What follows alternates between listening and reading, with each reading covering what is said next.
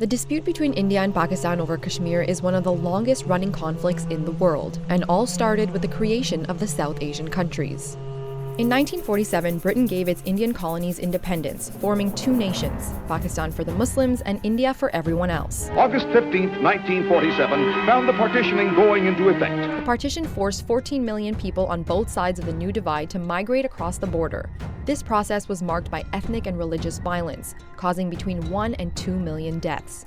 Caught in the middle of it all was the hotly contested Kashmir, a scenic mountain region located on the border between the two countries and slightly bigger than the state of Kansas.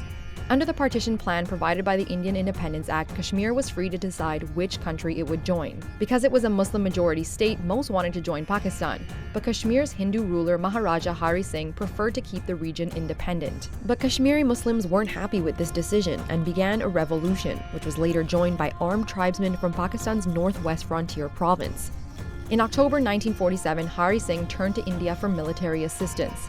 In exchange, he signed Kashmir over to India, pending a referendum which would allow the citizens to vote on the future status of the region. Pakistan did not recognize the instrument of accession as a legal document, triggering the first war between India and Pakistan.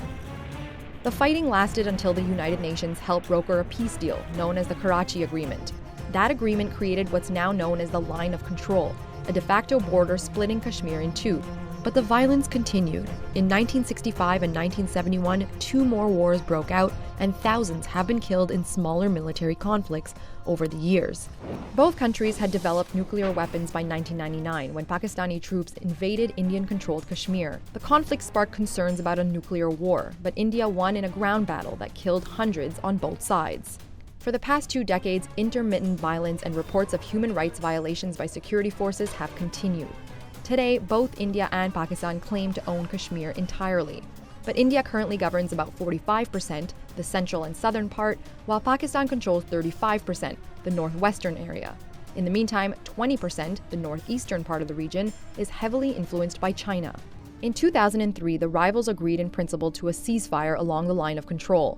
Flights which were previously severed resumed and a new bus service was started between the two border towns. But over the years, both sides have continued to square off again and again, accusing one another of violating the terms of the ceasefire and blaming each other for a number of attacks on each other's soil. Hostilities reached a boiling point on February 14, 2019. A Pakistani-based terror group claimed responsibility for an attack involving a suicide bomber in Kashmir, which killed 40 Indian paramilitary police. This was followed by a series of tit-for-tat airstrikes. Pakistan then captured an Indian pilot but released him days later, calling it a gesture of peace. However, this has not yet diffused concerns from the international community, as tensions between the two nuclear powers reach the highest level in decades.